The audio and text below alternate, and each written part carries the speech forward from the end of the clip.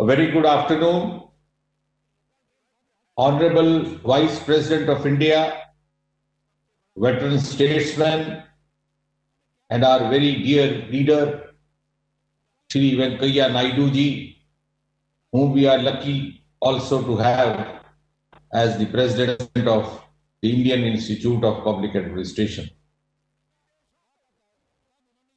Senior former bureaucrat and former Governor Shekhar Dutt ji, former Secretary Government of India and presently the Chief Executive Officer, CEO of IIPA, S.N. Tripathi ji, Registrar IIP Amitabh Ranjan ji, senior officers and faculty members of IIPA, and all those friends and participants who have joined us through this virtual medium. At the outset, I must confess, it's my great honor and privilege to address the 66th annual body meeting of the general body as the new chairman of the Indian Institute Public Administration Executive Council.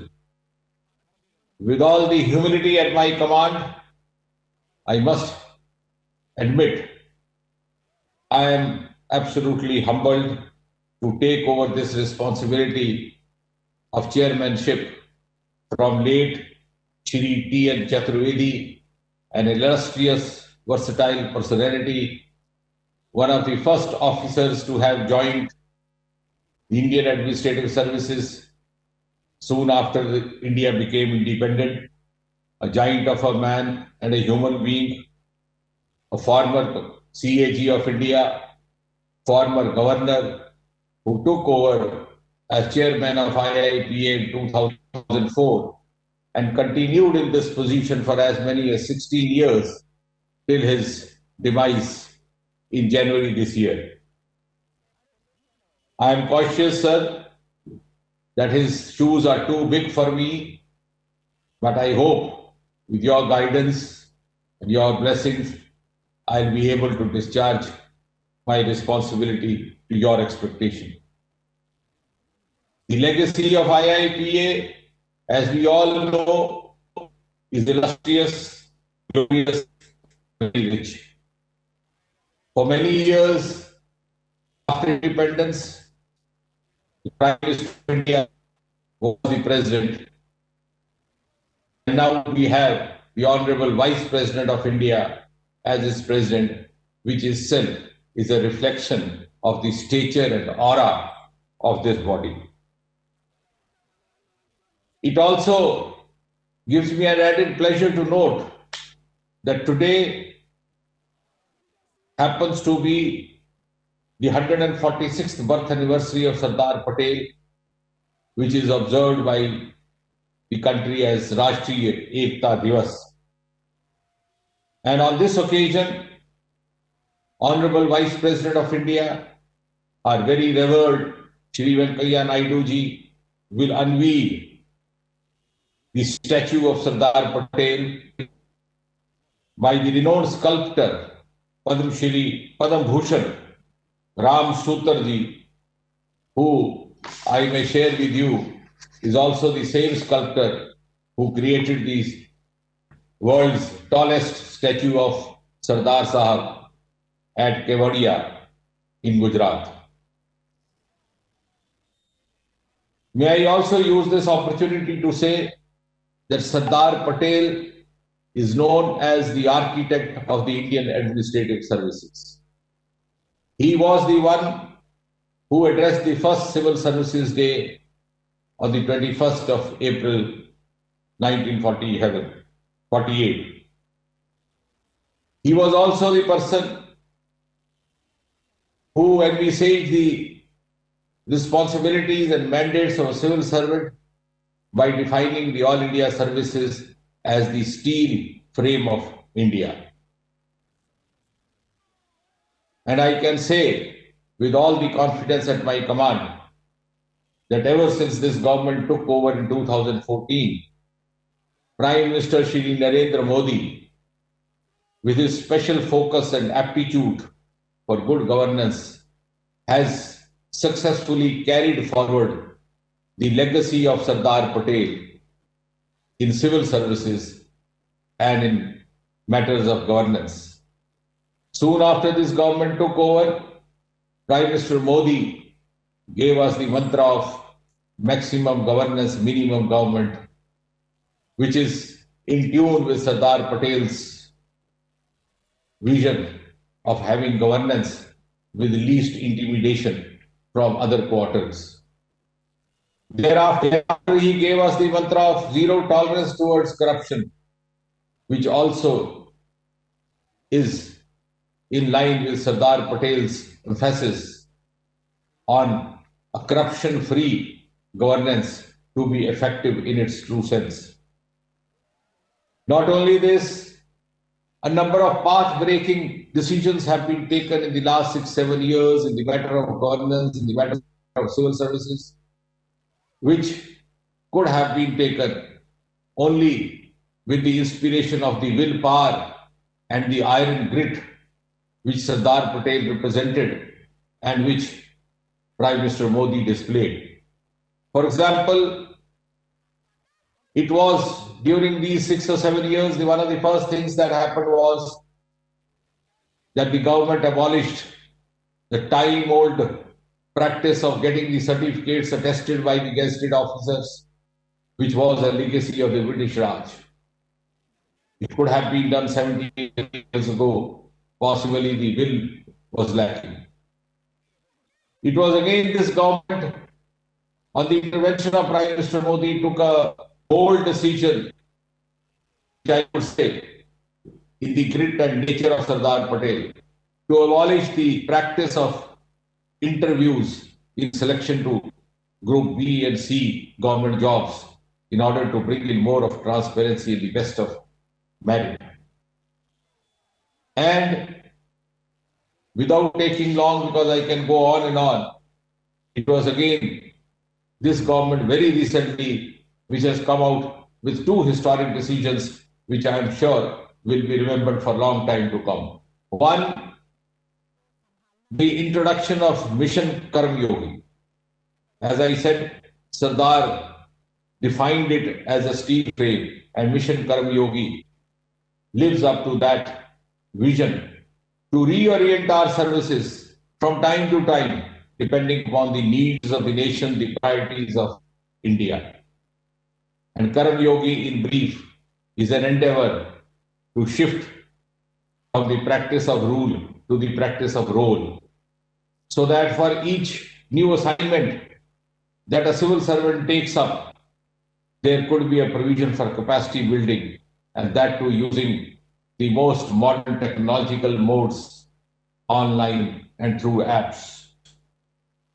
Similarly, the other decision which happened almost around the same time was the setting up of National Recruitment Agency to conduct a common eligibility test so that the merit does not get sacrificed at the altar of socio-economic constraints. Because in this group, 3 groups which we have included in this test, there are about 2.5 crore jobs and vacancies arriving every year. And it was difficult for an economically deprived person or a candidate to move from one center to other center and to appear in all the exams, and in the bargain he or she would compromise.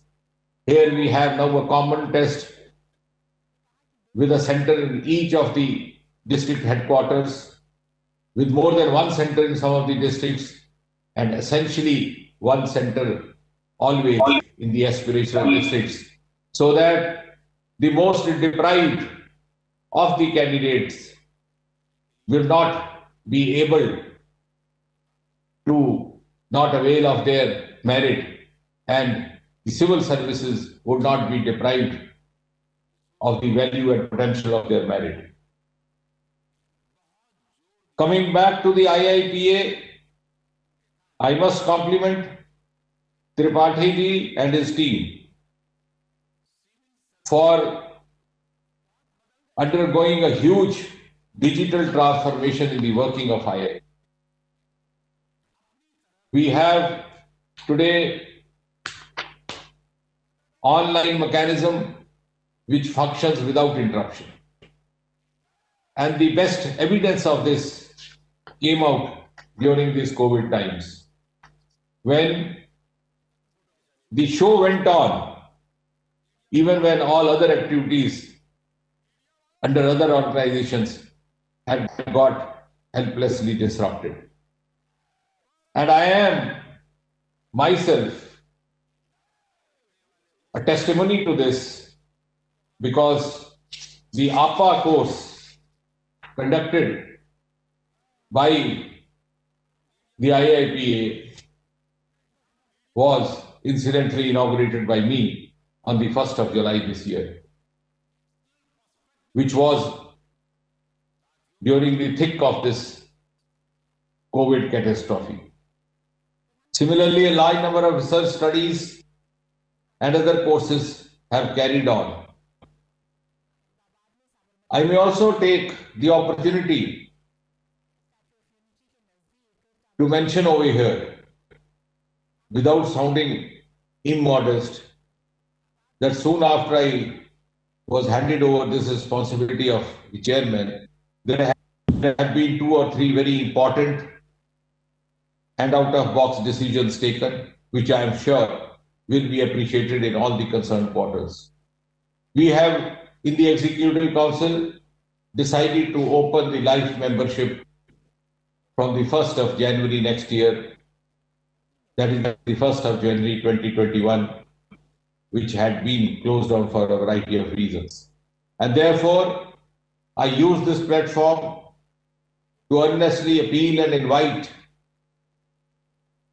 the bureaucrats, both serving and former, the academicians, the scholars, to join IIPA and to enrich it. And may I also clarify over here that the DOP rules do not forbid a serving bureaucrat from joining IIPA, which is sometimes an apprehension in the minds of some of our friends. Besides this, a decision has also been taken to increase the annual grant of the state branches of the IIPA. And an annual award has been instituted for the state and local chapters. Besides this, also award for the outstanding performance or best performing employees and functionaries in IIPA. And these awards have very befittingly been named after late Shri T.N. Chaturvedi and Dr. U.C. Agarwal, the former CVC of India.